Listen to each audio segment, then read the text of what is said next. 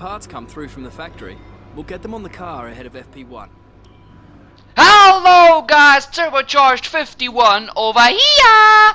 I hope you're having a splendid day wherever you are in the world. Guys, the summer break is done. It's time for the Belgium Grand Prix at one of the most iconic circuits, Spa-Francorchamps. I hope you guys are ready because this circuit always delivers. Looking at the performance chart, Ferrari are still at the top with Mercedes in second, Red Bull in third. They're quite spaced out a little bit now, but I'm sure Mercedes and Red Bull are not going to stop just there, including myself as well. We're not stopping here. We are ahead of Renault now, ascending our way towards the top teams. Renault are still in 5th, with McLaren in 6th, Force India 7th, Haas Racing in 8th, and bringing up the rear end finally, Alfa Romeo Sauber has passed Williams, and now Williams are the worst team on the grid. So, heading into Spa, guys, me and Kimi Räikkönen, the battle could not be closer. Well, it maybe could be, but it's really close for this stage of the season. It's going to be an epic season till we get to the very end. I'm going to have to work for every little bit that I want, and it's just going to be amazing. Let's head to qualifying and see what Spa has to offer.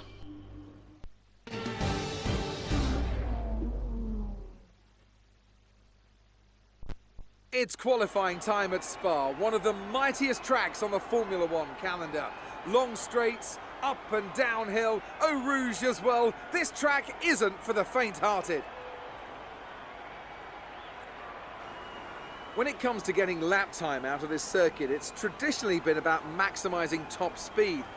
Do you simply remove as much downforce as possible, hang on into the corners and max out down the straights? The teams will have arrived with all manner of parts designed to capitalise on the long straights.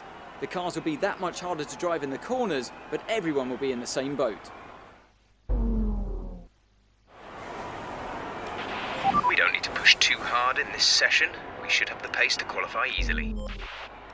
So we are here in the pit box ready for qualifying. Guys, just a quick reminder to follow me on all my social media platforms. I am the most active on Instagram, but I will do more effort with Twitter as well, because I know Twitter is a very good platform, especially for YouTubers. Now heading out for qualifying. Guys, I had exceptional pace the entire weekend through practice. Unlike the previous episode in Hungary, it was quite bad actually, my practice pace, and you could see it in qualifying. I didn't have any self-confidence.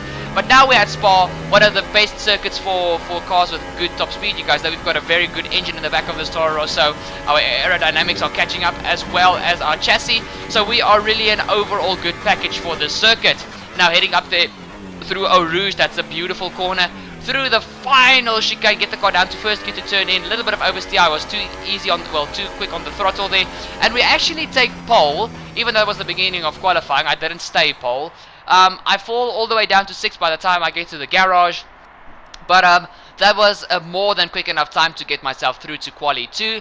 So I was sitting back, relaxing, and just looking at the timing screens, making sure everything was nice. You guys see by the end of the session I'm about 8th. So, and there's just way too big of a gap all the way to 15th. So I knew I was going to be through with a quite comfortable margin. And from here on, we're heading to Quali 2. Any big guys out in Quali 1? I don't think there was anybody. So it's still Mercedes versus Ferrari versus Red Bull versus Toro Rosso. Now I want to encourage you guys to leave that like. Please do. You guys have no idea how much you help me out. Even if you don't want to leave the like now, wait until the end of the race, and if you feel that I've deserved your like, leave it. It is highly appreciated. Heading into the start of our first lap in Quali 2. Oh, sorry about that. I knew here we were going to have to do 2 laps. 1 lap was not going to be enough.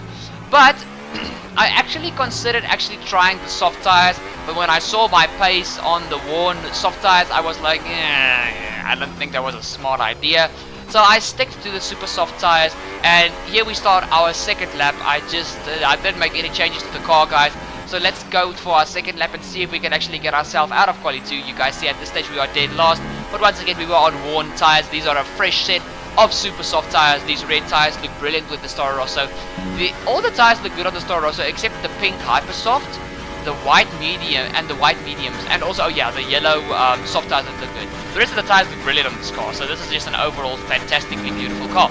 Heading into the final few corners, you guys saw that was flat out through there, down to second gear, clip it the curb on the inside, down to first gear, clip the curb on that inside as well, short shift up into second. Well, I didn't do it there. Open up the DRS, and across the line, we actually are in P9 for the end of that session, so we are comfortably into Quali 2. Okay, not comfortably, but we are in. I had a little bit of a crappy lap there, so that is my mistake. But other than that, we are in Quali 3. It's time for the top 10 shootout. The big guns are now ready to start fighting. And to be quite honest, guys, I was actually looking forward a lot to this session. So yeah, it was nip and tuck for a few stages of the session, but I did what all the other drivers did, went out in the beginning of the session and waited till the end to go out once again. I think there was 2 drivers that went out in the middle of the session because they only had 1 set of tires left, but you never know. Sometimes people have their own split strategies and it sometimes works. Now heading on to our first lap. You guys can see I'm basically the last car of the top 10 to actually go for a lap. Oh, actually not. I'm actually quite close to the leaders. I thought I was last place, but in any case, my rival Kimi Räikkönen sets the fastest lap so far, so he is on provisional pole for this stage. I opened up the DRS a bit late there at the final corner, and we do a 1 minute 42.1 on worn tires and get ourselves into P3 right behind our teammate Pierre Gasly. But by the time we get to the garage, yeah, we have dropped off significantly. So let's strap on those brand new sets of super soft tires and go for everything. You guys see, I wait till all the other cars are on the track. I wanted to be the last one to cross that line to have the most grip possible. You guys know, the later the session goes, the more rubber gets dropped on the track, the more grippy the track is. I crossed the line with only 18 seconds to go in the session, so this is the only lap we've got. We can't mess this up. Let's go for a lap around this beautiful Spa-Francorchamps circuit. The first hairpin is quite a tight hairpin. It's a very easy corner to get wrong. Going down the hill, up through Eau Rouge, one of my favorite corners on the F1 calendar. It's flat out in these modern aerodynamic F1 cars. Up over the crest, bump the car down to overtake, open the DRS. You have a massive top speed here, close to 350 kilometers an hour without slipstream. Down onto the brakes to 4th gear, clip the curve on the inside and on the inside again for the second part of the chicane. Up to 5th gear, ease the throttle a bit through here, it's easy to oversteer there, clip the curve on the outside, down to this very tight hairpin, down to 3rd gear to get the car to turn in, up into 4th to kill the oversteer, ease the car through the corner. I clip the curve on the outside, that is actually not needed, so don't do that. A very fast left-hander, they go through there in 5th gear, clip the curve on the inside and on the outside. This very good corner, I think this is Pouan, yes this is Pouan, going through there in 7th gear, it's almost a flat-out corner, you just have to tap the brake quickly and then ease the throttle through there into this next chicane. I don't think this corner has a name, or it's not a popular name. Through the chicane into the final 2 actual corners before we head on to the very curvy back, well not up the back straight, the very fast curvy back section of the track. Up into 8th gear, bump the car down to overtake once again because this is a high speed section. Through these 2 corners, they are flat out, don't even think about lifting, just balls to the wall and go through there. I go a bit wide, I missed the apex slightly, but we're still up on our time. Hot lap mode for the final part, into the chicane, clip the curve on the inside, 2nd gear, down to 1st gear to get the car to turn in, up into 2nd gear, then a little bit of oversteer, but I get the car straightened up, open the DRS, and we are in position for the race tomorrow. But before we go, let's quickly remind ourselves of our top 3, who are Vettel, Räikkönen and Lewis Hamilton. Goodbye for now then, but we're really just getting started. Make sure to join us again for Lights Out tomorrow. Well done. That was a good qualifying performance. Well, that was majorly disappointing. I honestly thought we would get like P7, maybe P6 if we were lucky. But no worries guys, let's head to the Belgium Grand Prix.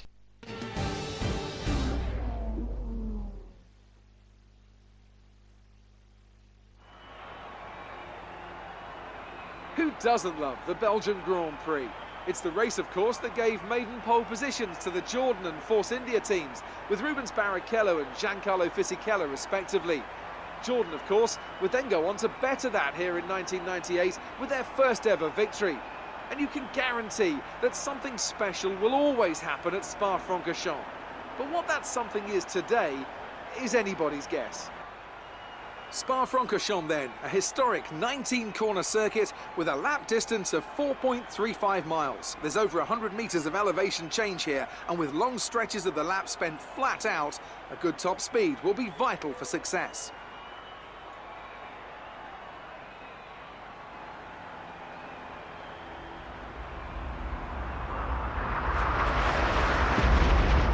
So before the off, let's remind ourselves of yesterday's qualifying session with a look at the starting grid. Sebastian Vettel has a clear track ahead of him today. He starts in pole position, and Kimi Räikkönen completes the front row. Looking down the rest of the grid, we have Hamilton, Perez, Valtteri Bottas, and Verstappen, Ocon, Ricciardo, Gasly, and O'Connor.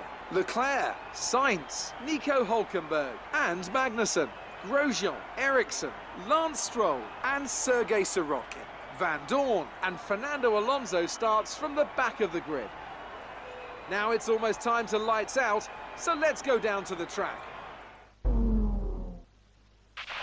Okay, remember to brake early for turn 1, as the pack's gonna bunch up. There's plenty of runoff if things get too close. On the grid, ready for the Belgium Grand Prix, guys. You guys heard the engineer. No fancy stuff going into turn 1. Just like our strategy, nothing fancy. One stop from super softs onto mediums. I think that's going to be the quickest, but you never know. We might shift it up during the race. But guys, I hope you're hyped. You guys know the drill. Jam with me on the formation lap. Tag me on Twitter or on Instagram if you do something, and let's go, baby. She played the fiddle in an Irish band, but she fell in love with an Englishman. Kissed her on the neck and then I took her by the hands. And baby, I just wanna dance. I met her on Grafton Street, right outside of the bar. She shared a cigarette with me while her brother played the guitar. She asked me, what does it mean? The Gaelic ink on your arm. Said it was one of my friend's songs. Do you wanna drink on? She took Jamie as a chaser, Jack for the fun. She got Arthur on the table with Johnny riding a shotgun. Chatted some more, one more drink at the bar, then put Van on the jukebox, got up to dance. You know, she played a fiddle in an Irish band, but she fell in love with an Englishman. Kissed her on the neck and then I took her by the hands. And baby, I just wanna dance with my pretty little Galway girl. You're my pretty little Galway girl.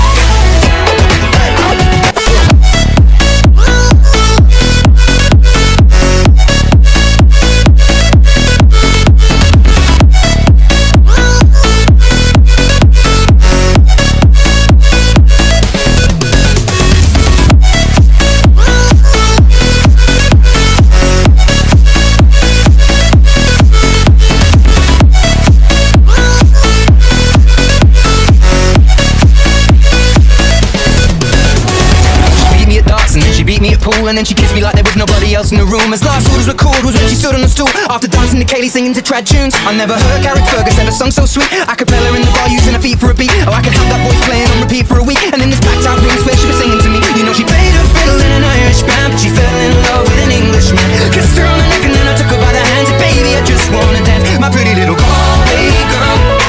My Galway girl. My Galway girl.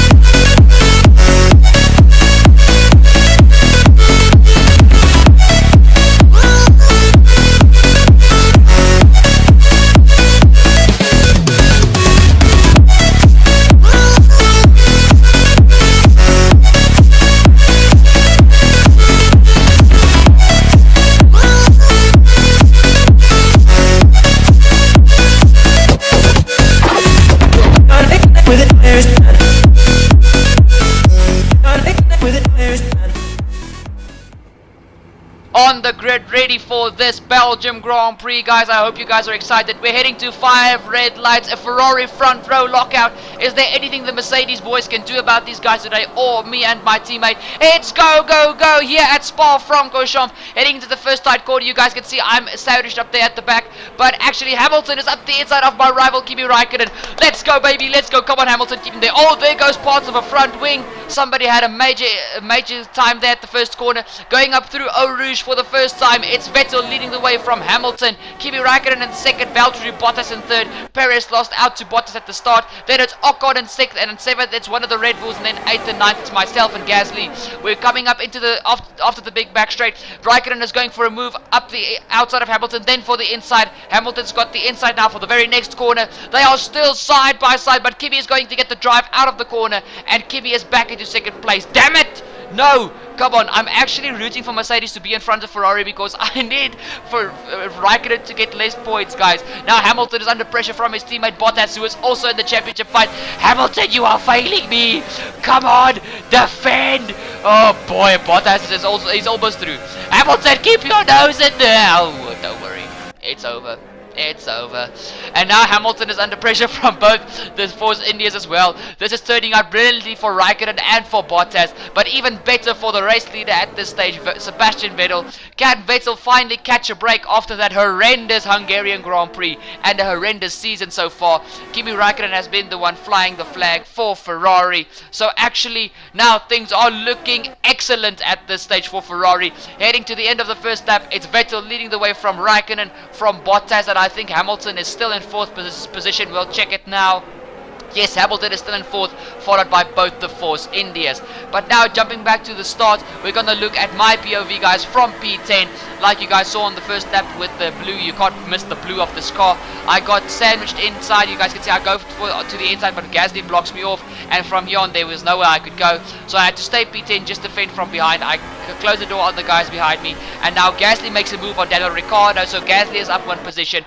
We in Toro Rosso, we need the constructors' points. You guys know how Gasly threw away points in the previous Grand Prix at Hungary, so we need a good finish, a good strong finish today. But now overtake mode on my little Toro Rosso. I need to stop saying little Toro Rosso, but I think it's just too engraved in my brain.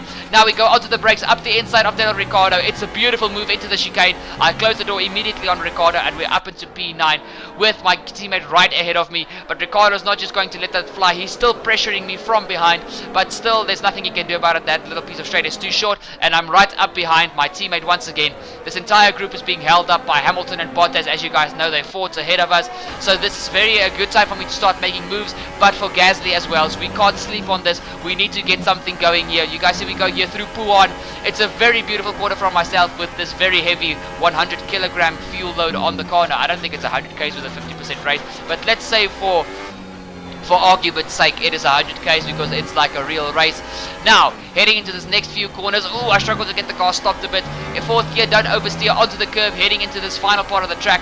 Now, you guys know I love this part of the track. If you guys remember the race from last season, I made a triple overtake here last season. I love this part of Spa-Francorchamps. Bumping the car up to overtake mode, trying to catch my teammate. We're on the POV of my teammate Pierre Gasly. He can go for a dive here, but he decides against it. I come from out of nowhere and dive up the inside. I just decided I can't stay behind him for so long. I need to get my foot to the floor because Bottas and Raikkonen were ahead of me at this stage of the Grand Prix. You guys can see we jump into the POV of Lewis Hamilton. We're back to the leading battle, and Lewis is trying to chase down his teammate, but like you guys remember, those two pink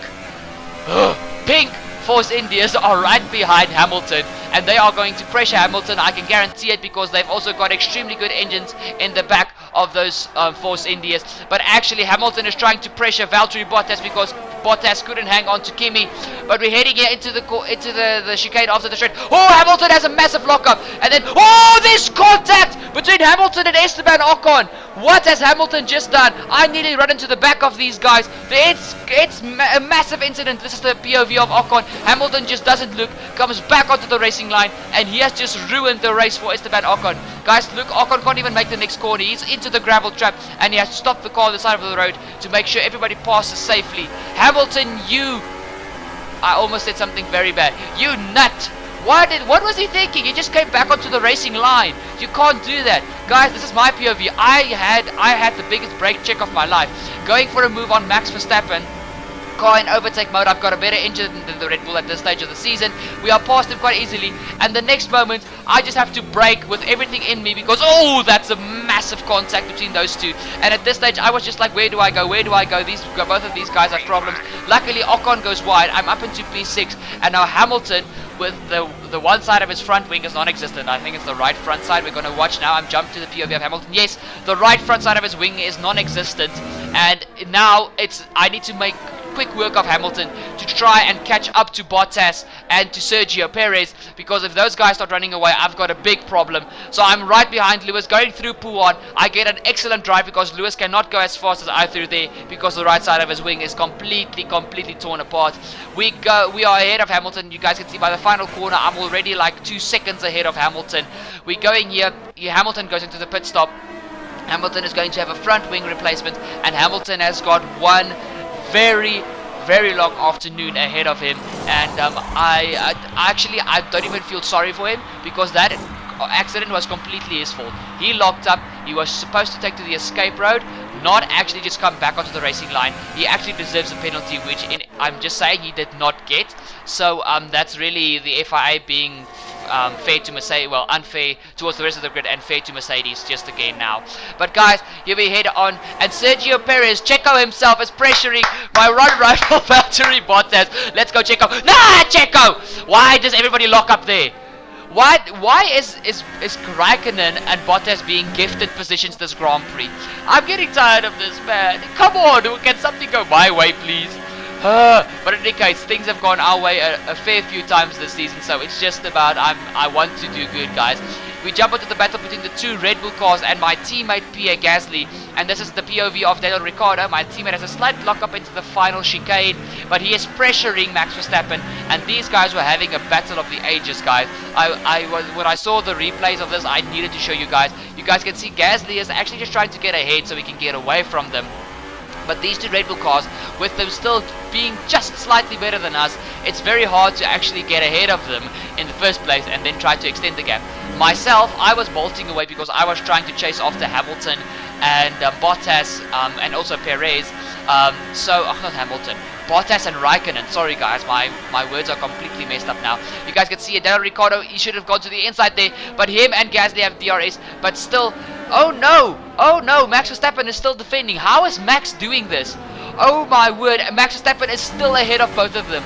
We head you on to lap 5, guys, and it's still Max Verstappen ahead, but now we've got DRS in full activation, and they did not go side by side through Eau Rouge. So now this is going to be an easy pass for my teammate Pierre Gasly. Let's go Pierre, let's go. And even Ricciardo is going. Oh, Max has a lockup, and Ricciardo gets a free position. Let's hope my teammate can get away from Ricciardo. Heading on to lap 6, guys, and the race leader who is dominating at this stage, Sebastian Vettel, is coming into the pit lane to take off those super soft tires who wear extremely quickly on this track and go onto his set of mediums. I'm sure he's going onto mediums.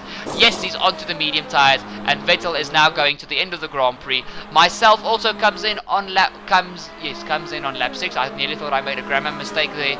I come in on lap 6, also strapping on my set of medium tires. Guys, at a stage I did think to go aggressive with the 2-stop, but I just didn't have track position. If I had track position, I would have thought about it more in depth.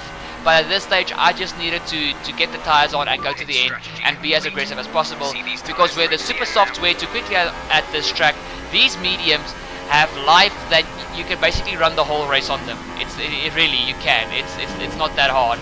And even with a pad, you can run the whole race on them. Honestly, it's easy. Heading up through Eau Rouge, out of my pit stop, guys. Ahead of me is Charles Leclerc. I think he was battling with a McLaren or a Williams. I'm not sure. I think it was a McLaren, but I can be mistaken. No, that's a Williams. They have a little bit of a kerfuffle here, and I can see that Leclerc locked up. That is the lockup corner for the weekend. Okay, officially.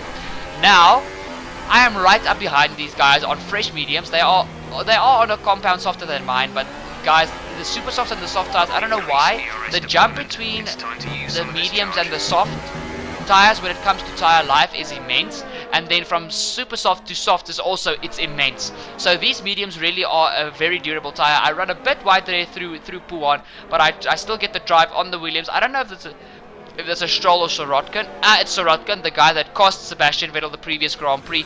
Guys, if you haven't checked out my previous videos to follow this season, please go check them out. You guys are not going to be disappointed with that. This is an epic season so far, and even season 1 was an epic season. I was just not fighting for the championship, but please go check them out. It's really nice. They are all on the channel, so just scroll down. And here we have Kimi Raikkonen in the very next lap, the end of lap 7, coming in for his pit stop, going on to his set of mediums, with Valtteri Bottas right behind him, also going on to a set of mediums. Checo in the Force India is also still ahead of me. He was the guy that I really badly needed to catch, and I hope that just like myself, he would come out in this traffic. But now we head on to, I'm not sure what lap this is, I think it's the very next lap, like lap 8 or something. I finally catch up to Charles Leclerc, open up the DRS, overtake on the ERS. I am a little bit early onto the brakes. I give Leclerc a little bit of space, but it's not that Leclerc is actually not being aggressive. I just have the better car, and I am past Leclerc quite easily. The very next lap, I catch up to these two guys. Now you guys see here, it's the Williams of Lance Stroll battling with the McLaren of Stoffel Van Dorn, and they go side by side through Eau Rouge, and I don't know what Stoffel does. He just slams onto the brakes. And guys, look at this. I don't have DRS. I just bumped the car down to overtake mode. Look how quickly I gain on Stoffel and how much momentum he lost. This was the easiest overtake of the Grand Prix by far. And I'm up into P10 with Lance Stroll right ahead of me. I even set the best, a purple first sector. And now I'm chasing after a Lance Stroll in this Williams. But the Williams car has actually been developed quite well. You guys know they've been battling with Sauber the entire season so far. And actually, Williams are doing a very, very, very good job at this stage of the season. But they're not doing as good a job as we are at Toro Rosso. And we are chasing down Lance Stroll with a stinking speed. Because this is actually, at this stage, one of the worst cars on the grid. I think it is the worst car. I can't remember the beginning of the episode, actually. Guys, I've been grinding F1. So, yeah, sorry, these videos are going to get rushed out to you guys because I have to finish them before F1 2019 drops. I have quite an easy move on the inside of Lance Stroll. Now we head up Old Rouge again, and I'm right behind. I think this is K-Mag. Yes, it's Kevin Magnussen. Also, DRS overtake on the ERS. Not a hard move to make. He also has DRS, so it's a little bit harder than the Stoffel Van Dorn move. But the Honda engine in the back of this Toro Rosso has come alive the last few rounds. I think since France, even though you guys didn't see France, this little engine, it's no longer a little engine. It's now one of the dominant motors on the grid. So now also going up the inside of Grosjean, it's a little bit of a rude move, I have to say so myself. But guys, I needed to catch the guy that's ahead of me now, Perez. I was desperate because this meant I could actually be in 4th position. And if something went wrong with Bottas, Kimi or Sebastian, I could get a podium. I knew at this stage there was no way that I was going to catch Sebastian, Raikkonen or Valtteri if they didn't have any problems. But I wanted to seal P4 to actually minimize the damage that Raikkonen and Bottas was going to do to me in the championship. Kimi was just going to extend his lead and Valtteri was going to catch on me. So I had to make this move. And at this stage, I was literally panicking, guys. There goes Bottas. Oh, there's somebody broke a front wing. I think that is Perez. Good news for me. Good news for me. Yay! Yay! Yay! You guys see they hold each other up through that flat out left-hander. And I nearly go off track just to avoid them. And then I need to shoot back to the inside. And then a beautiful move up the both of them. And I am ahead of Sergio Perez at this stage. And now, this is net P4, but at this stage P5. When Hulk, okay, no, there it's P4 because everybody ahead of us pitted. And now, halfway, well, at the end of this lap, the race will be halfway, and we are in P4. And I think with Sergio just breaking his front wing, we are going to run away with this quite easily. Heading on to lap 14, this is my teammate Pierre Gasly, who is actually driving a brilliant race. He got away from the Red Bulls in the pit stop phases and is now doing the same thing to Perez that I did to Perez at the very same spot, just a little bit harder. Perez goes to the inside, he defends on the inside. Gasly actually touches the grass on the outside. Gasly's on the inside for the next part of the chicane. Is he also going to squeeze Perez? He's a lot more lenient with Perez. I squeezed Perez. I was just like, no, my position, mine. Heading into the first corner now, I think this is lap 15. Yes, lap 15. Gasly is on the outside, but Gasly, my friend, I told you the previous Grand Prix, you have to start pulling up your socks, my friend. You can't keep leaning back like this. And I think he actually heard me, to be quite honest with you guys. Heading up through Eau Rouge side by side. I don't know why Stoffel Van Dorn couldn't do what Perez just did. And Perez has got a front wing, so Stoffel Van Dorn has got no excuse. But now Gasly is right behind Perez, has got DRS. He bolts to the inside and is Gasly finally going to make the move on Sergio, and it's very close, Checo still has his front nose in there, but finally he yields because he knows that Force India with that front wing can't do it forever. But unfortunately guys, Checo is going to fall down the grid. I know there's a lot of Sergio Perez fans out there. I just don't like his car. I myself am a Sergio Perez fan, and I think if you give this guy a proper car like a Mercedes or a Ferrari, he can very easily win the championship even in real life. He's a fantastic driver. He just needs to be given the chance. Now, Sergio is all the way down to P7 unfortunately, but guys, after that the race was quite boring. Actually, I just kept my P4 and started running away with it. Gasly couldn't catch me, and there was nothing going on throughout the entire grid. So this is the final lap, guys, lap 22. Kimi is trying to catch Vettel, but Vettel just every time he extended the gap like with a second when Kimi started pushing. because Vettel just he looked after his tyres and he was driving a brilliant race, a dominating Grand Prix. Third place is still Valtteri Bottas, my second championship rival. Fourth place myself. You guys can see I am like 5 seconds, okay, not 5, about 4 seconds ahead of Gasly, and he was not catching me. We were just maintaining the gap to one another. Gasly is in 5th position, so this is going to be a very good finish for Toro Rosso. 6th place is actually Daniel Ricciardo battling still with Sergio Perez, so with some other miracles, Sergio is hanging on to the back of this Red Bull in P7. P8 is the second Red Bull of Max Verstappen. 9th place is going to be Nico Hulkenberg in the Renault, and 10th place is Charles Leclerc, bringing up the last points position for Sauber. Guys, good news is I, in the Toro Rosso, am going to finish ahead of both of the Red Bull. Well, me and Gasly are going to finish ahead of both of the Red Bull cars. So it's official. I think we are the superior Red Bull team after a performance like this. But guys, Sebastian Vettel has driven a brilliant Grand Prix. He deserves this victory. Finally, stuff is starting to look up for him in this season. Well done, Sebastian. Go across that line and celebrate, my friend. GG's, my friend. GG's. Kimi Räikkönen comes through in second. Not good news for me, but he drove an exceptional race himself. 3rd place is going to be Valtteri Bottas, guys, and then bringing up in 4th place is going to be myself. The next round in Italy, I'm going to have to pull something out of the hat. Like, really, it's Toro Rosso's home Grand Prix, so it's basically going to be Toro Rosso versus Ferrari to see who wins at home, and you never know, Red Bull or Mercedes can throw a spanner in the works. But we come across the line, P4, get in there, lad. Top job, my friend, top job. I was a bit worried about this one at the start of the weekend, but you pulled through. Thank you. Well, what a drive that was to take the win for Ferrari today. Anthony, what do you think made the difference here? I think a large part of the result comes down to temperament. They were able to keep their heads when everyone around them was losing theirs, and that's allowed them to get the best out of the car, to maximise the strategy and to stay out of trouble. They did a great job at getting the most out of their tyres without losing pace, something that's a very handy skill to have in modern day Formula 1. On to the constructors then. Ferrari, there'll be plenty more twists and turns to come this season. I hope you can join us at the next race to see just who will come out on top. The fans really seem to enjoy that. You made it look easy. You gained a lot of positions during the race, didn't you?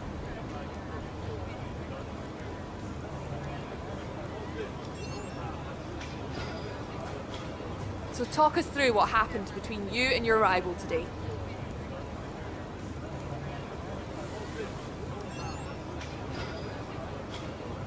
Do you think you were lucky not to end your race with that crash?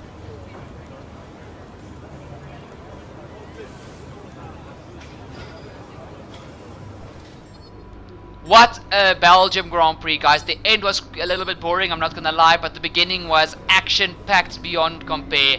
Guys, this is going to be a brilliant championship. You guys can see it's going to be Red Bull versus Toro Rosso, and then as we upgrade the car, it's going to be versus Mercedes versus Ferrari. There's going to be four teams battling for the top positions as the season comes to the end. So guys, don't forget to subscribe and stay with the channel. You guys are going to be sad if you miss it.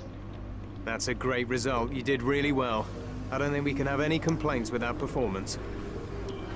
Thank you very much. I think I drove a brilliant Grand Prix. I think if I had a better start, it could have been better, but you never know. But guys, that has been this episode. Hope you guys enjoyed. Leave a like, hit the subscribe, don't forget to ding the bell, and please share this video with your friends. I'll see you guys for the next one in Italy. Cheers! Just like karate, be a